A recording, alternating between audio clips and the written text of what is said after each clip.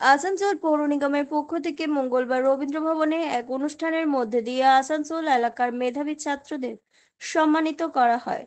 যে সকল ছাত্রছাত্রীরা মাধ্যমিকে দুর্দান্ত ফলাফল দেখিয়ে আজ তাদের রবীন্দ্র ভবনে আয়োজিত এক অনুষ্ঠানে সকলকে পুরস্কৃত করা হয়।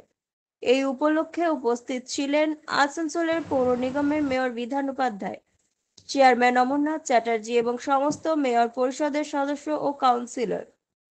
জানা যায় এদিন ১১৭টি স্কুলের ৬৬টিরও বেশি শিক্ষার্থীকে সম্মানিত করা হয়। তুলে দিচ্ছেন মাননীয় মহানগরী।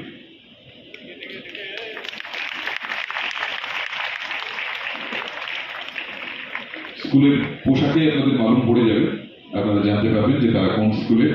আমরা সকলেই এই শহরে যারা থাকি স্কুলের পোশাকগুলোর সঙ্গে পরিচিত।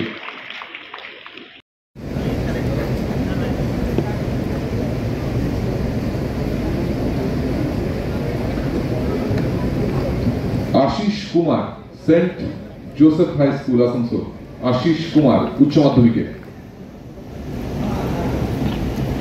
অনন্যা দাশগুপ্ত।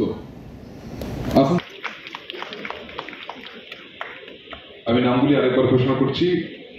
ইপসিত তানিশা আনসারি এবং আরিফা।